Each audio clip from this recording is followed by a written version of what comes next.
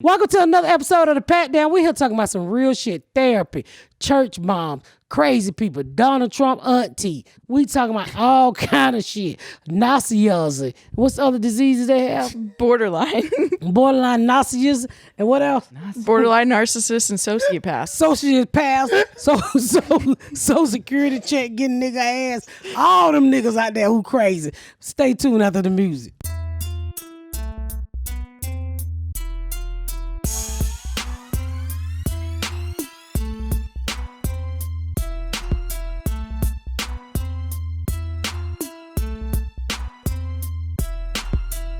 We're literally talking about different, what is it called, Chris? Helicopter parents? Shelter kids? Oh, is that what they call? Or we were talking about? Conditions. Mental health issues. Mental health issues. Yeah, right. We, and you know, we was talking to our producers here, Kate, and she was, you mind if I share? She was saying that, you know, how you call them PK pastor kids and how she was all sheltered and shit. Right. And she learned of these conditions, which is Borderline narcissism, sociopaths, you know, histrionics, like all that stuff, like all the personality disorders.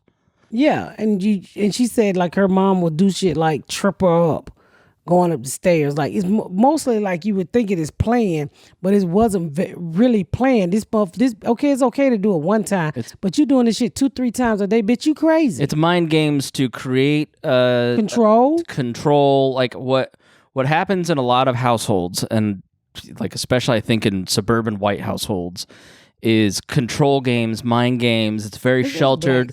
We're gonna keep you in a bubble, and then like there's also like this cruelty and this narcissism, and it's like, so you get out into the world and you're totally not prepared for the world, and you end up kidnapping, and you have all your parents' bad thinking patterns, and then mental health is stigmatized. So it's like crazy. I was in that. I'm glad we talking about this because I was in AT&T store the other day, and I was getting something done with an iPad. And at first it was just me, and I'm in there. One of the guys who worked as a fan, he listened to the podcast. Hey, darling. But and then in walked this couple, and I said they look like Carol Baskin. That's what they look like to me. So bitch owes me money. He said, so they walked me out, Trump. He walked in. He said, they older couple. They said, my daughter said it's time for me to get off her account. And I'm looking like, fuck wrong with these folks. Why these old folks on their daughter account? Yeah. So they sat down and they started talking, y'all. And the guy was like, well, you can get your own account. And he said, but we have to run the credit. He said, oh, we locked all credit because we don't want nobody to get all credit. Right. I said, what the fuck wrong with these folks? Then they went on to say, the man said, well, with the plan, you know, with the AT&T plan, you can get HBO, Hulu, and this couple literally said, what is Hulu? They said, oh no, we only watch the Hallmark channel. That's all we watch, that and cartoon. Right. And I was like, oh my God, these people don't want to believe that the world is real. So they watch Hallmark channel where shit is perfect. Mm-hmm. And if you threaten, like we had an instance on a show that I work on where we had a guest and they mentioned diversity is a good thing and said the word white man. And this is a white older man that said it. You wouldn't believe the crying about it. I mean, it was like you had invaded the safe space and had basically, how dare you confront me with black people in this safe bubble that I've created for myself. And like, that's the whole, like, I don't know. I think boomer parents, white parents, because that's what I know, like there has been an effort to keep themselves protected from everything, their kids protected from everything. And it's just created this fragility in people that makes them totally ill-equipped to talk about the real issues in this world. It's like me at the beginning, like join the Patreon, go listen to me in those first few episodes that we talk about race, you know, because it's like, and they're in the Patreon because I didn't want them in the public feed because I wasn't ready for all that. You know what I mean? Oh, we know, nigga. You a Tea Party. We know your Tea Party. You know, but it's like that fragility of like, seen your suit too big up there pledging to be racist for the rest of your life and only fuck cucumbers. I saw you. But it starts. What is your thing with cucumbers? I don't know. That's like your go-to frozen cucumber. Don't have any pickles in this household. They don't break when they frozen. Put your pinky down. Put your pinky down. I'm pointing at it. What you saw at that AT&T store is my friend's parents. Yeah, parents. I was actually really shocked. And I'm listening. I was like, they really Carol Baskin. And without the motherfucking reptiles or whatever the fuck she was over there raising. So she still got green on her. Right, yeah. So they was like, oh, we only watch the Hallmark Channel and cartoon. We like Bugs Bunny. I said, they're so... And then in walked a big fat-ass daughter that looked like she shook the whole land of corn this evening. Corn fetish. She had on some Croc shoes and they were tilting to the right. Like there was a bridge about to let up on the other side. And I was like, boat coming through. Who fucking is big bitch? That's what I'm saying to myself. And I said, these people are so I was just listening to their conversation, how disconnected they were from the fucking reality, what's going on in the world. He said, well, you can get HBO and no, we're not watching nothing like that. I'm like, do you know how much fucking you missing? You old ass hag. We didn't grow up in that kind of, like, she grew up in as a PK, so I'm sure she wasn't allowed to watch even Nickelodeon, but like... You couldn't watch Nickelodeon? No, I mean... You couldn't watch Nickelodeon? My homeschooled cousin... Come on over here, Kate. What the fuck you behind the camera for? If you want to be on the camera, you be okay? No, we're going to share. You ain't got COVID, do you? My homeschool She do. cousin. We got it anyway. My homeschool cousin came over one time and we showed her South Park and she was like shaking in terror because she was so afraid of getting caught by my aunt and uncle. Oh man, I used to get in trouble for trying to watch fucking In Living Color because my mom wanted to be a first lady at a church, big fucking time. So like we weren't allowed to watch that shit either, but we didn't have it to the extreme that y'all did. Like my husband was like that. He grew up in a very churchy family and you know my history with church. We just went to eat and hunch. But my husband grew up. They went to school. They went to church. Hunch and hungry. Every day except Sunday. Yeah, they went to church every day except Sunday. It's the worst. Yeah, let's take a break. Plug this in, and then we'll talk to Kate. How about that? Yeah, we're gonna take a break real quick. So. This is who you hear behind the camera breathing all the time. Yeah, probably breathing heavy sometimes. And so we talk about preachers, and she was telling me, which I thought was very interesting, is how she grew up with. Go, Kate, tell your story. The whole story? In West Philadelphia, you know. I wish it was that cool. I did grow up closer. I did grow up as a pastor's kid, and kind of what you were just mentioning was like not even being allowed to watch Nickelodeon. Same thing. HBO was like, that was for dirty people. Right. And I think that's sinners, definitely sinners. Like me in the basement at 13 watching Real Sex. You were dirty, nigga. Yeah. Everybody did that except for Pat. She was Air actually Force Amy. Real sex. Nigga, I was fucking. But anyway, go ahead. In Jesus' name. We was watching it. She was doing it. Dick is delicious. I was getting it early. Go ahead. Early bird catches the worms. And crabs. And crabs and everything else. Go, keep going. Now, HBO is pretty much 90% of what I watch, so I've come a long way, you know. You like my cousin, you were kept in bubble wrap. Yeah, that was pretty much what it was. Like Radio Disney is what I was allowed to listen to for a really long time. So like to this day when I hear, what's that Fergie song? The one that really made her famous about the London Bridge. That song, and it says "oh shit" at the beginning. But I grew up just hearing "oh snap" all the time. Right. So I heard it recently, and I was like, "Wow, it sounds so much better if you say shit, not snap." Oh, shit. They just robbed you of everything. They robbed me of everything. everything. Yeah, of everything. Yeah. Oh my God, the whole oh shit. Okay. When the first time she heard that song, she was like, "Damn, Fergie did a remix." No. I love my mom, but like I was 33 before I finally told my mom not to talk to me a certain way. Yeah. And like that, disobeying my mother by talking back to her at 33 was like the most liberating thing because you were not taught to do that. No. Like there was an anxiety you were to respect authority at all costs. You were to obey the government, to obey police officers, obey your parents, obey your teachers. Like that constant like anxiety around authority figures, I think that is why there's such a disconnect between the cultures. Yeah. Because y'all see us and be like, well, why didn't he just do what the cop said? It's like, motherfucker, because the shit's not the same. Yeah. Like that's a huge really good point. huge issue. Right. That no one ever wants to address is how Authority figures in suburban white households are good. Like you see it on your Facebook with the Back the Blue people. Like you're not to talk to your parents a certain way. Like I think that creates a certain level of anxiety. Like Kate and I have talked about this like privately. Like you were firstborn. We're super responsible. We don't stand up for ourselves because you are not to stand up for yourself. Correct. Like you've listened to me like be mothered by Miss Pat. Right. Because I'm not, like, when I was going, I felt so bad in that last episode when I was going back at Miss Pat. In my mind, I'm going, man, did I hurt her feelings? I really shouldn't. Nigga, no. Keep talking. You know? I'm not your motherfucking mama. I know, but that's the... I'm a real mama, bitch. If you hit me, then it's on. But that's the script that goes on in our heads. That's them white folk strip. That's right. Black folk strip. Black kids ain't talking back either, but no, that you just been, no. Keep going. Keep telling your shitty story. But I mean, your story. You know what? Fuck you, mama. I mean, Miss Pat.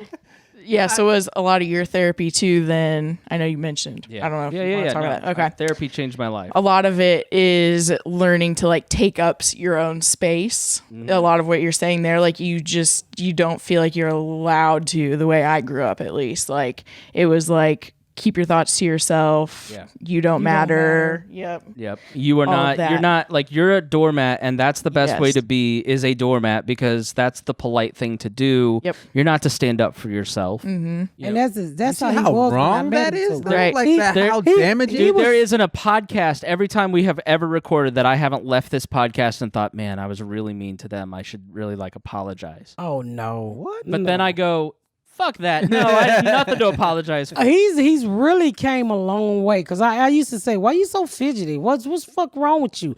And I mean, I've seen the growth in you, just how confident you is in yourself, and you know how, and you should, Stand huh? up for yourself. Yeah, you Yeah. always will. 'Cause Yeah. in our brains, it's not acceptable. It's disrespectful. It's disobedient. Like, you know, Kate was telling her story off the air, and like, it's hard to break that script because you've just been so ingrained with it. Yeah. Mm-hmm.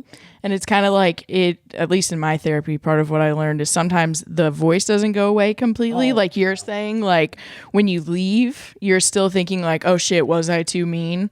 But like the fact that you were able to still like go back at her means Right. like there was still the part of your brain that like is learning how to override it, basically. That the next thought is, but Pat and Deon still love me, and they still invite me back. And like they tell me if there's something wrong. Like I'll think, did I say something racist? Did I say something offensive? And I go, Deon's the first person that will tell me.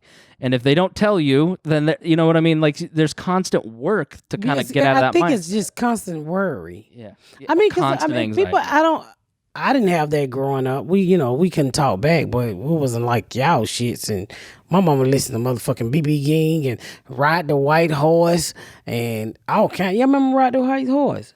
To ride your mom, the white your horse. mom ride the white horse like her mom.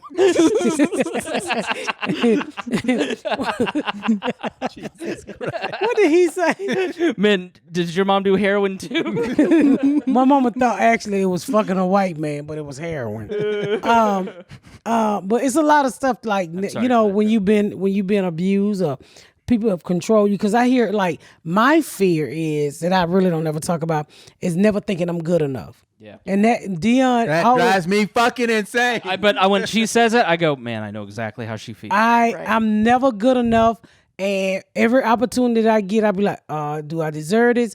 And like, hope. Just so bizarre. Have you heard about imposter syndrome?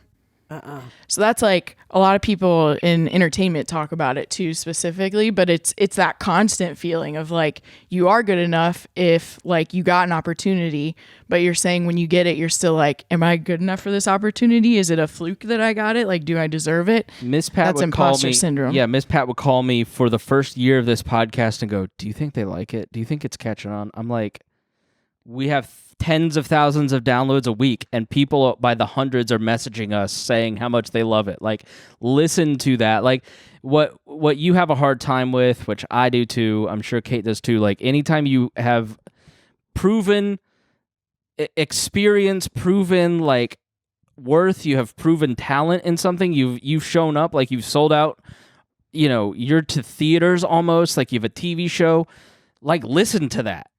I know, but I think it's I think when you've been abused, you learn how to deal with the abuse.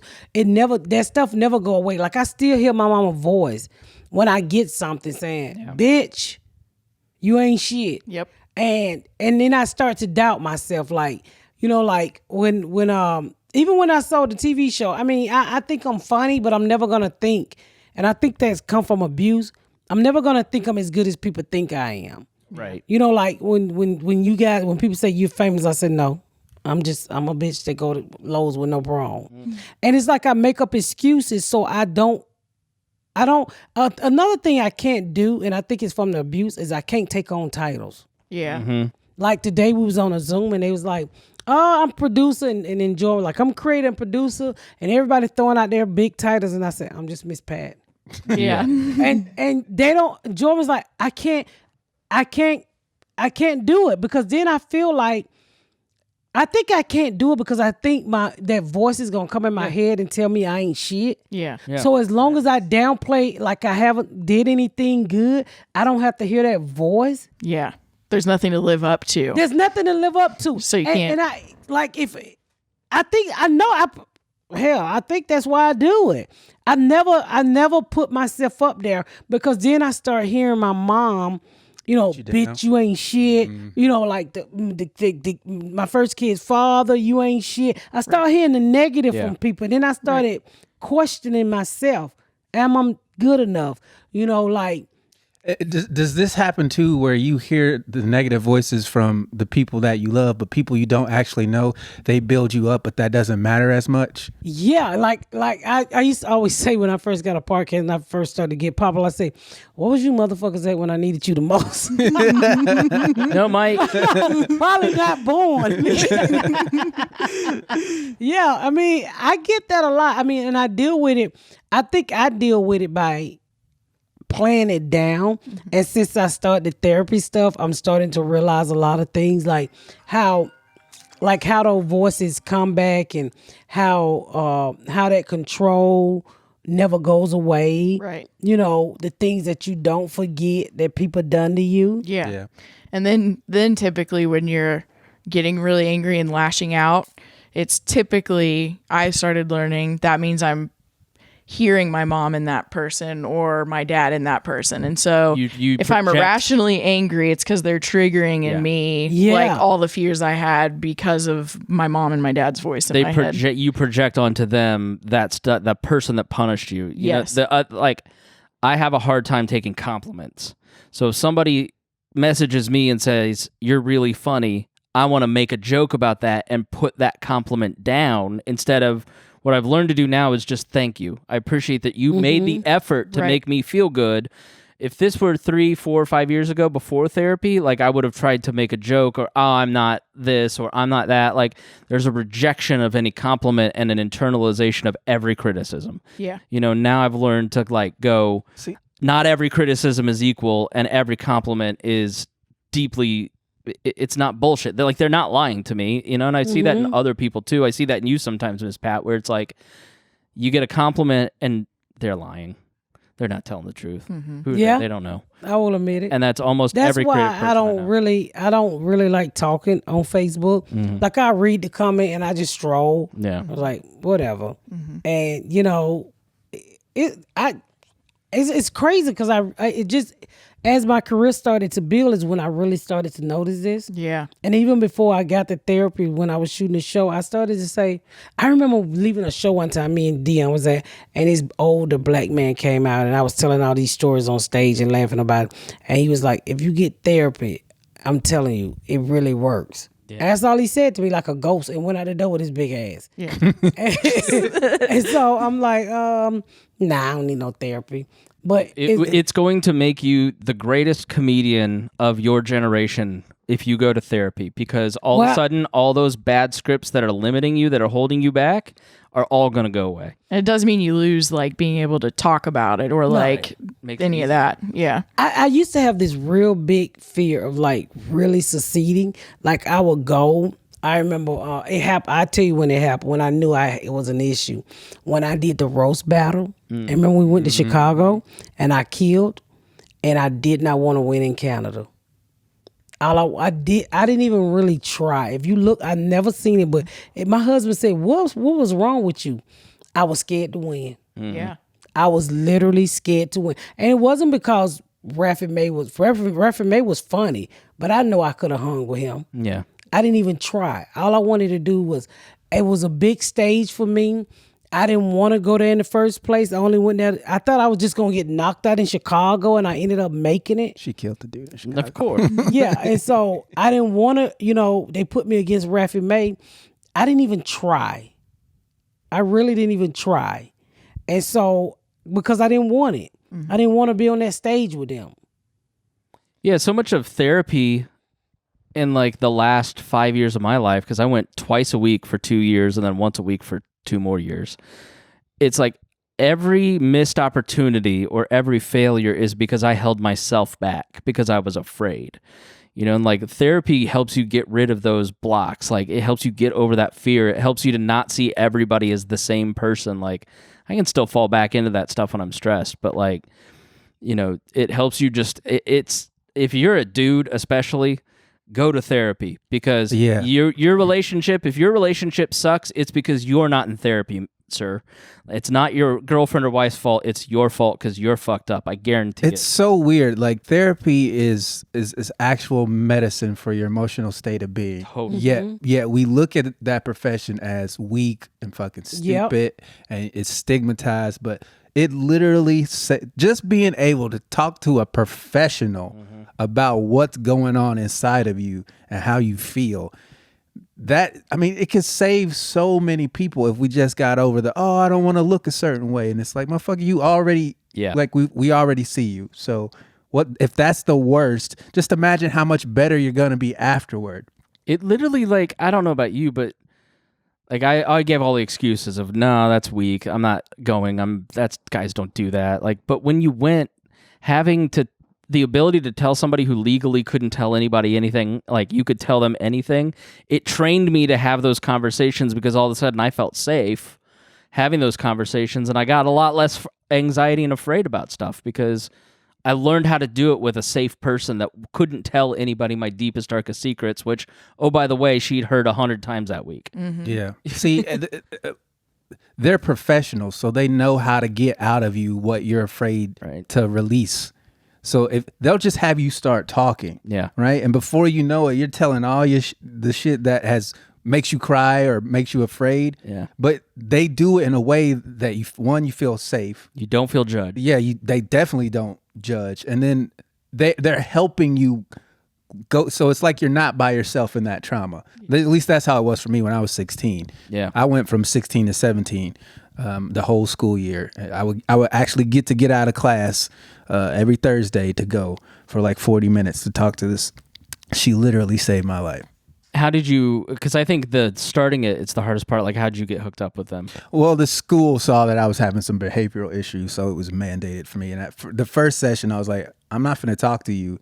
And she just sat there with me. She was like, you will. And I was like, I'm not. I'm glad I'm out of class, but she got me to start talking. She was, at first it wasn't even about traumatic issues. She was like, well, what do you like? What don't you like? Right. Stuff like that. And she made me feel comfortable. And then we got into the home stuff and how I was dealing with my parents and their divorce. And it was just like, before I knew it, I was thinking about things that I knew that I didn't know I knew. Yeah. You know what I mean? I know exactly like you witness trauma, but you don't recognize it as trauma in the moment. And then they bring it up to you and you're like, oh, fuck, that's exactly why I felt like that. She walked me through it, and like we got to the night my dad left, and if I talk about it still now, I will start crying, like, because that is just right on the surface. But we got to that after like 6 months, and I just started bawling like I literally went through the same emotions I had, but I walked out of there feeling like so light. Yeah. And it's like all I did was just go to my insurance website, find a provider. I knew I liked talking to women better, and I knew I wanted somebody that I wouldn't fuck, so I like chose somebody who was older, and like we had like the best conversations. Legit. A friend goes, "Don't hire a therapist you want to fuck," because I hired my therapist, and all I wanted to do I was don't give a fuck who you hired. I wanted to fuck my therapist, but I wasn't old enough. And if you don't like the person, go to another therapist. You'll connect with somebody eventually. It's sometimes it takes people through How did you tries. get into therapy? Well, you should ask, Chris. it's a great. I went to college and really started realizing even more. I knew when I left for college that I didn't exactly love my life at home. Then I became a lot more aware of it once I was away. And so started kind of clashing with my parents, mainly my mom at the time. But I pretty much kind of started figuring out with Reddit, actually, that it sounded like she was a narcissist. So I kind of stumbled upon that myself and started learning that no contact is pretty much your only option when you're dealing with someone who's not going to hear you, is not going to be able to hear you. So I hadn't even been in therapy quite yet. And I told her I pretty much decided to go no contact with her. That blew everything up. And so the interesting thing is my mom found the therapist for our whole family to start going to, and she got diagnosed and didn't like her diagnosis and didn't like hearing the things that we were saying. And so she quit, and I actually stayed on with that therapist for about 6 years. Great. And yeah, I was a mess. I would not be where I am now if it weren't for therapy. Do you talk now? Do you and your mom talk? No, we don't. Nope. It's been 7 years, I think, since I've talked to my mom. Really? Yeah. She just doesn't believe the diagnosis, which is a really common thing with borderlines and narcissists. Doesn't believe any of the diagnoses and says I'm lying about the things that happened. I actually the last time I texted with her. Yes, pretty much. The last time I got a text from her, I think this was the last one I got, I started blogging about it a little bit just because it's like what I think is really important, even like when you're able to say like you even don't always feel good enough. I think a lot of people, that's helpful for a lot of people because a lot of people are probably like, Miss Pat never feels that way. Like separate that. Nigga, I go to Hobby Lobby. Right. So I've always felt, I always respect people who can talk about it too. And I know how helpful it is to hear someone else's story. So I started kind of blogging about what was happening. And the last time my mom texted me, she said she was going to sue me if I didn't take it down. Of course, they hate when you start talking about them. Yeah, so that was the last. Sound like Donald Trump. That was the last time I talked to her. I think I know there was a Christmas she reached out, and I was like, I'm like, just because it's the holidays and you're lonely and you don't have anyone, like, she doesn't get to have pictures with her kids and post them on Facebook and be like, I'm such a great person. Right. I pretty much told her that. I was like, just because you want to look good and it's the holidays doesn't mean. Do you think that there is any ability to reconcile? No, do you have any desire? I don't. No, not unless there was a big change. She's never apologized, and she still doesn't think she did anything wrong. So I just can't wrap my head around spending time with someone like that. You will not be able to heal unless that apology comes, because for the longest time, that's not true. You can heal, but the relationship. That's what I mean. There has to be a conscious. You gotta forgive. You gotta forgive so you can live, and that's what I had to do. Yeah, because my mama had died and I couldn't get an apology from her. And my ex, I've told that story 100 times when I thought he was going to apologize. So you can heal by forgiving them, and that you will release that same amount of pressure off of you as Chris did when he cried, or you did when you cried. And I mean, it's just for you to live. I meant you can't heal that relationship until you get that. Yeah. Because that's what happened between me and my mom for the longest time. Like I didn't talk to her. I was like, you don't have nothing to say to me other than we addressed the issue where I left you at. It's like, until that is reconciled, we don't have anything to talk about. And it took a couple of years. It was like 3 or 4 years where I had no contact outside of holidays, and because the whole family got together. But I was in no hurry to talk to her. When I first met you, and I knew he had mother issues because of the way he talked to women. and the way he used to try to talk to I me. hate this story. Yeah, and I used to talk, and I told him, I said, you don't respect your mother.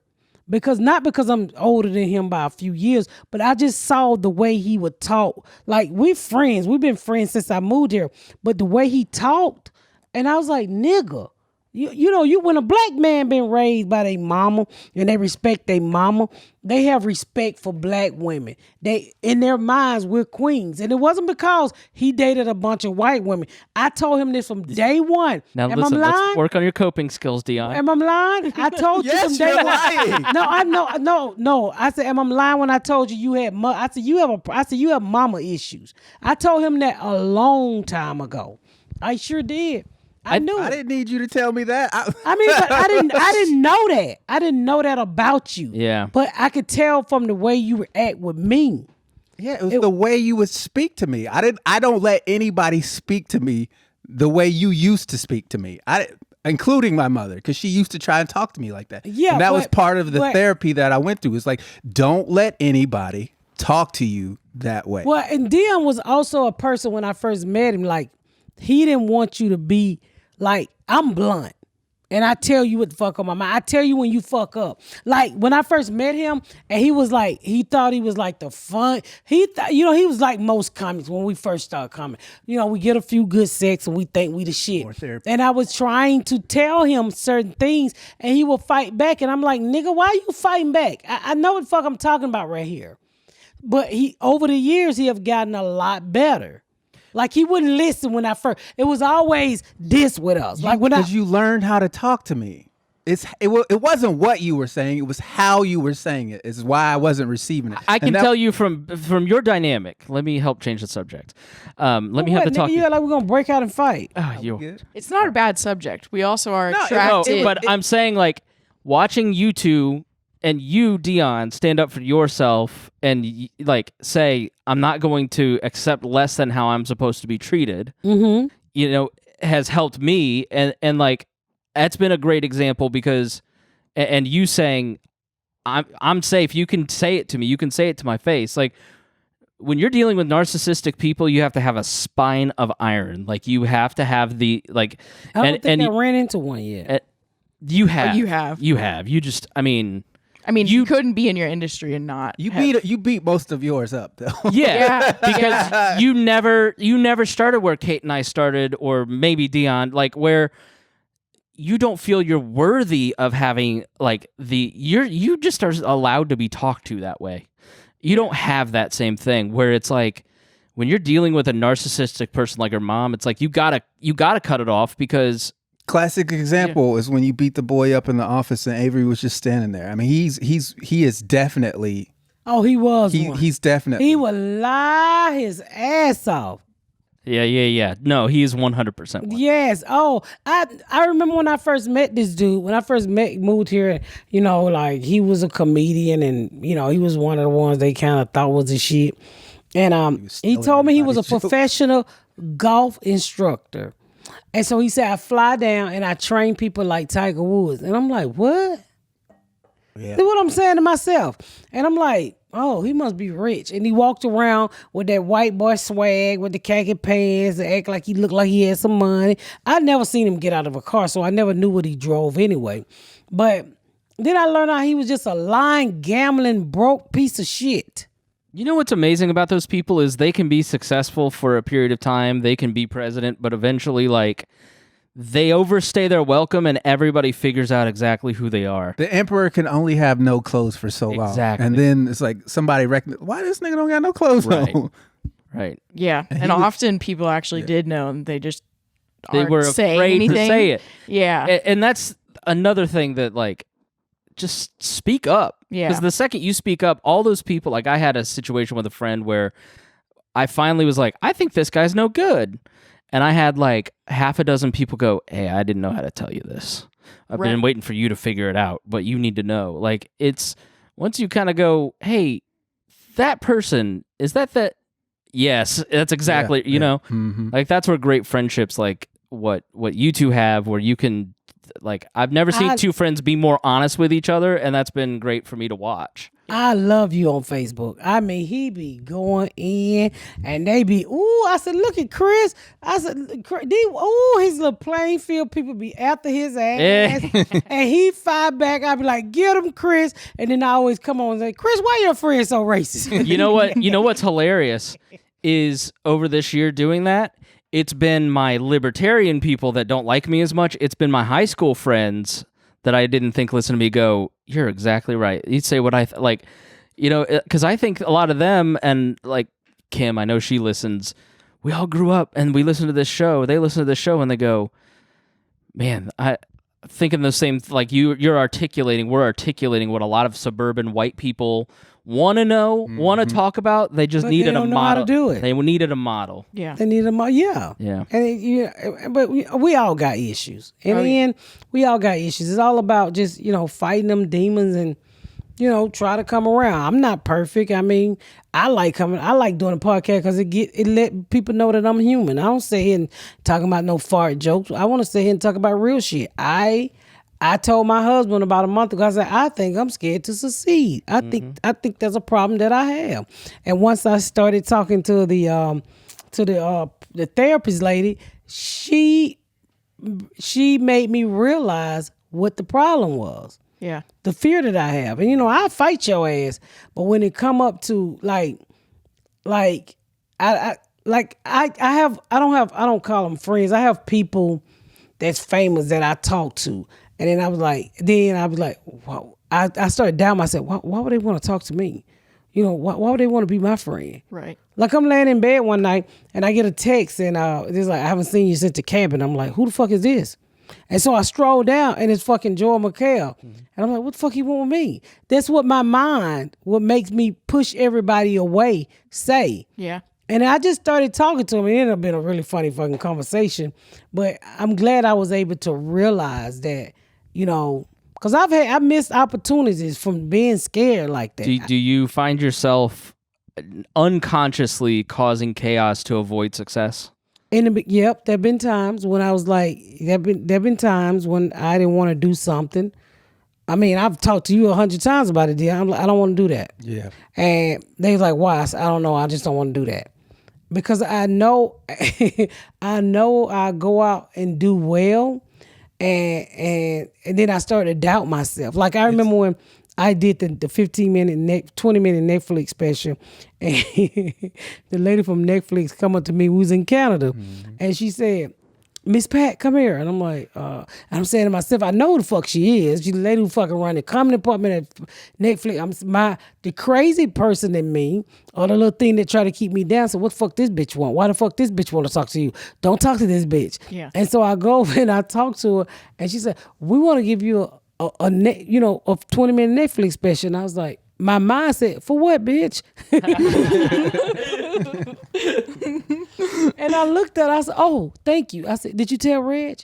And she looked at me because I guess she like, I'll go, oh, and I was like, oh, okay. I said, did you tell Reg? She said, yeah, I told him. And I said, okay, I'm gonna go back over here. But that's that fear in me. Yeah. And I remember when I was in LA shooting the pilot, getting ready for that.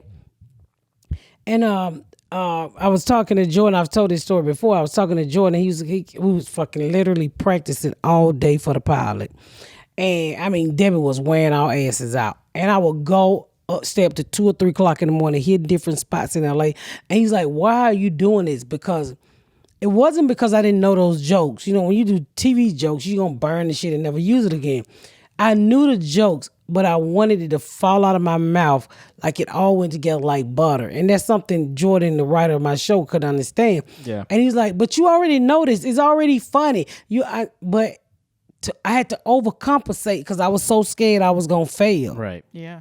So, Which is so frustrating. I know. Being sitting next to her, and it's like, I don't get jealous of you, but I do get frustrated because you think you're not, like, you don't see I don't see what you guys what see. everybody else No. like, and I that frustrates me because I want you to be able to see that, even if it's just for like, it's like, Pat, you are so good at what you do, like, because it's natural. Yeah. Like Yeah. If you never took a comedy class, like you're fucking your first time that lady told you to go, you need to go do stand up comedy. It's like it's so easy for you to elicit laughter from people, and it's like you're so good at it without even trying. And then I watch you actually try, and it's just like, oh, she's so good. And then you're like, man, I didn't like that. And I'm like, what are you fucking talking about? That was fantastic. You have a level of experience that like you should just trust yourself more than you do. I'm working on that. I am, and I think a lot of that come from childhood, just from what I've been through in life, and it's like my family said I'm a person that's never satisfied.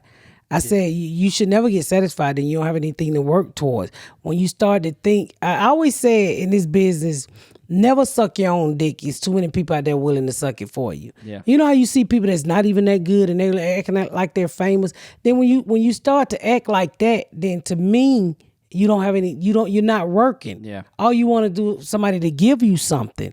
So I think that's why I always try to continue to work, and I don't see the stuff other people see. Cause people ask famous people like, why do you talk to these people? I'm like, cause they fucking people. These people go to Hobby Lobby for me. I like talking because they're real fucking people. I enjoy actually. They go to Hobby Lobby for me. That's why. Gotta get them deals, man. My elite force of Karens. No, but there, like some people come in my inbox and they talk, and if I'm not busy, I talk back, and they're like, "Oh, you shouldn't talk back," and I'm like, "I'd rather talk to them than to talk to you motherfuckers with fucking problems that." I'm not talking to you motherfuckers. I want to talk to the real people. Bitch, what kind of deal you saw at Hobby Lobby today? Yeah, do you tend, and I'm just thinking this, but you tell me if this is right or not. Do you tend to look at your career or your work as I'm either talented or not talented, as opposed to I've worked enough, like exercise for me was really important because I never thought I could lose weight until I exercised, and I was like, oh, you just do this over and over and over, and you can do whatever you want to do. Like, do you look at creative work as something that you've done enough reps to be really good, or do you view it as I'm either just talented because God blessed me, or I'm not? Because you have put in the work to be great at everything you do, and you don't trust that work. Yeah. I mean, I know I'm talented. I mean, and I know comedy comes easy for me, but I still feel like I'm not there yet. I know I'm not there yet. I'm not. I got a lot of work to do. Yeah. Because I dreamed of being somebody like Richard Pryor. That's what I look up to, and I don't think I'm there. I know I'm not there yet. I would love to be, but I don't think I ever see myself like everybody else will see me. You'll be great because it'll never be good enough. Yeah, as long as you don't beat anybody else up, you'll be all right. Right. The elevator is going up. Just listen to the life coach, you'll be fine. Yeah. So I mean, and I don't know if I do that to keep myself humble. My husband said he said I do that so it's like I'm not in reality. Like if I'm in a store and you recognize me, I will run from your let me get the fuck out of here. Okay? Let me get the fuck out of here. I don't know. I just think I do. I think I'm just humble. I talk to anybody. I mean, I don't. But that's what makes you humble, not denying your talent. Like you have the ability to be the next Richard Pryor. Like, you have a gift that other people don't. So your hard work plus your talent means you're not going to fail at whatever you put your mind to. Well, probably not, but I'll probably get famous and then be hiding in the house. That motherfucker know who I am. I can't go to Hobby Lobby and Lowe's no more with no She's going to be Beyonce rich and calling us, hey, are you near the north side? I got a table on Facebook watch that I need you to get. I'll probably go to their house and my God. What? Nigga, give me that goddamn table. Then you say it was $100.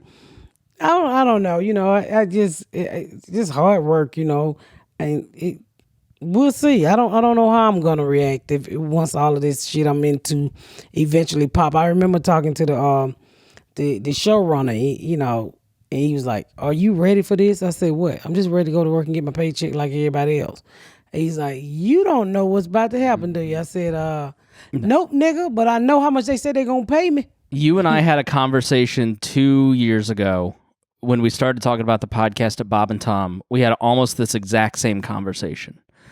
You have no idea because maybe you don't let yourself take those benchmarks and reflect on how far you've grown. Like, we talk a lot about how far I've come and this and that on this show, but like, take the benchmarks of that conversation 2 years ago where your career was, where you were like, I was helping you shoot an audition that you were kind of hoping to get. You have your own TV show now.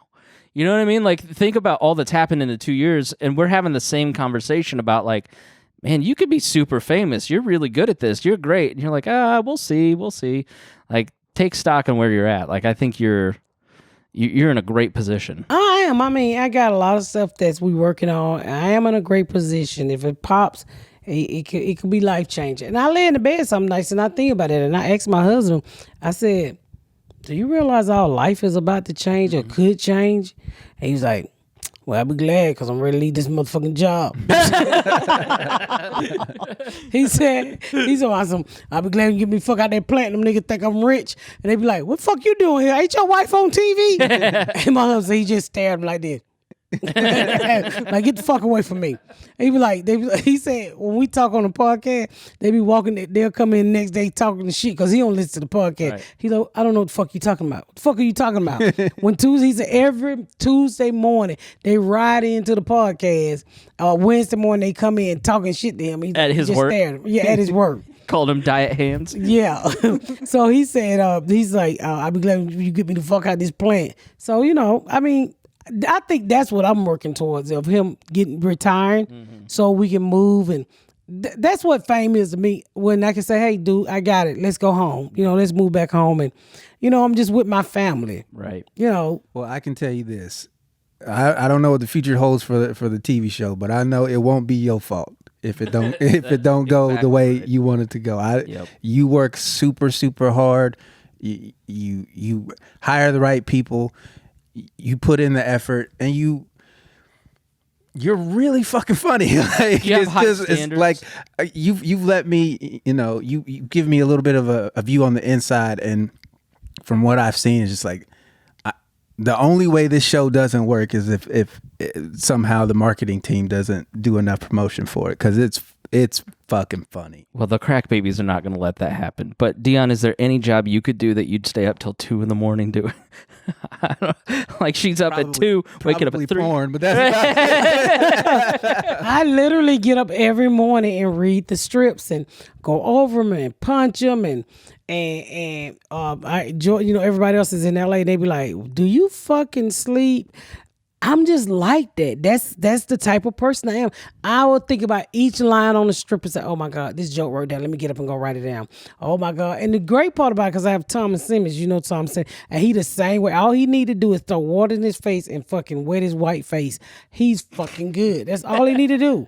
I mean, a cup of coffee and wet his white face, and he's fucking ready to go. He's like road runner right there by my side with me. And I was like, oh my God, I found somebody who just is fucking a workaholic like I am. But I literally get up every morning with my husband, go in that office, and by the time LA have woke up, I was like, hey, take out your computer, motherfucker. I'm ready to do this. Right. Or I'm ready to change it. And there been mornings I know Deon be pushing me over to, no, don't answer this bitch. 5 o'clock in the morning. Yeah. Nigga, wake up. I got to tell you this joke. I got to tell you this line. Is it working? And so he'll eventually call back. But I think it's the work ethic for me. I like burying myself in the work ethic. I mean, I know the fame is coming, but I don't give a fuck about that. Like when we went to the NAACP Image Award, my book was nominated. Quisha tried everything to get me to walk the red carpet. I said, first of all, bitch, these shoes hurt. Second of all, nobody knows who the fuck I am. Third of all, I don't want to walk no red carpet. I just want to go and eat this chicken dinner that I've reserved, sit down, and get the fuck out of here. See, but that annoys me, and I'll tell you why. You were always on Deon to get a nicer shirt. Image is everything. Perception is important in all this. And then you know that because you're telling him that advice.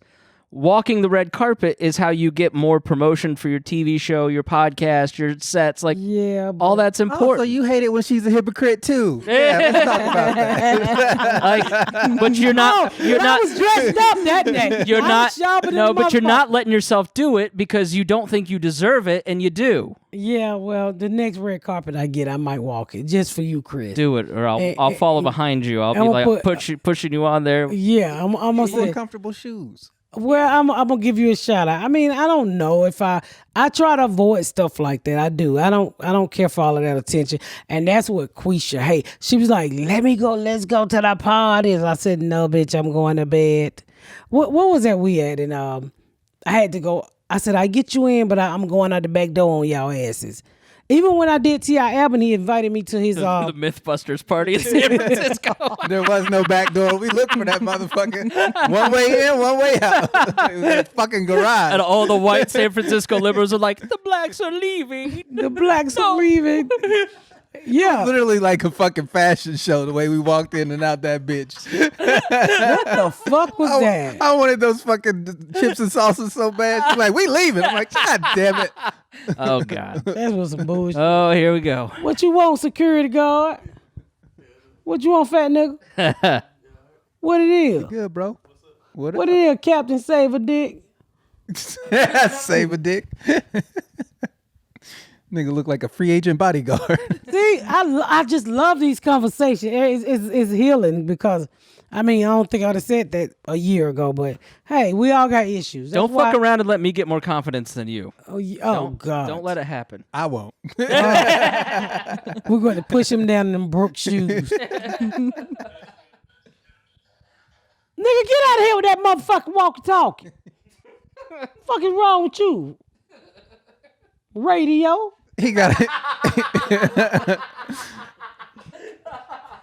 Who fuck ain't radio? Be stung Cuba Good looking junior motherfucker.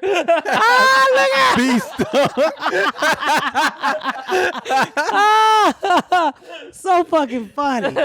So we going to Atlanta and Kate is going with us. Yep. And Deon, and we're gonna have a good time, and it's gonna be interesting. It's gonna be interesting. We're gonna have a good time. We are. You got the final date for when you need to report. January 4th. Oh, I gotta tell you, I'll tell you when we get off air and stuff like that. I did get a place to stay. But it's nice. So I'm looking forward to it. Hey, keep healing. Hey, and you know, if you need counseling, like I'm in therapy, and everybody up on this motherfucker's in therapy, and I'm a new therapist, so I'm new to this motherfucking crazy game. You know, I got a sponsor called BetterHelp. You ain't got to sit in there and talk to them motherfuckers. You can do it on Zoom. If you don't like it, a nigga cross-eyed and get you another motherfucking counselor with two eyes that point directly at you. Ain't no sense you looking at a nigga with a motherfucking eye that yields to the other way. Hello. Oh, my grandbaby. I know I got to go for somebody kidnap these niggas that ain't worth nothing. We want to thank you for tuning in to another episode of the Pat. Hey, young man, do you want to try BetterHelp? They gonna need it. Come and say your name, Aiden. What's your name? Aiden Play. Aww. Come here, grab my baby. That's my baby. He be tearing up some shit right here. Come here, poo poo. What you been doing? You was up there fitting on them whole day. I did not say that. God forgive me. I didn't mean to say it. Oh, Lord, Paw Patrol. Got a Paw Patrol hat on. Paw Patrol, your mask too big. Who the fuck gave you that welfare mask? Adams gave it. Who gave you that? Miss Adams. Adam gave you a fucked up mask. Look like you're about to The join the tea dinosaur party. is cute too. Hanging out. And my baby. All right, thank you for tuning in to another episode of the Pat Down. Okay, all right. He told him to shut the fuck up as she gave him the microphone. I got Cowboy. You got Cowboys? Okay, what'd you get for Christmas? Sonic the Hedgehog. Huh? Now I want to call it Sonic the Hedgehog. I think he been reincarnated. He be talking about Sonic the Hedgehog. That shit old as shit. Yeah, that was popular when I was his age. Yeah, so I don't know what the fuck he talking about on Sonic the 30 years Hedgehog for. Yeah. He's making a comeback big time. Yeah, he 30. He 30. Hey, thank y'all for tuning into another episode of The Pat Down. Make sure you check out my sponsor, BetterHelp, because we all motherfucking need better help. And I'm new to the crazy game.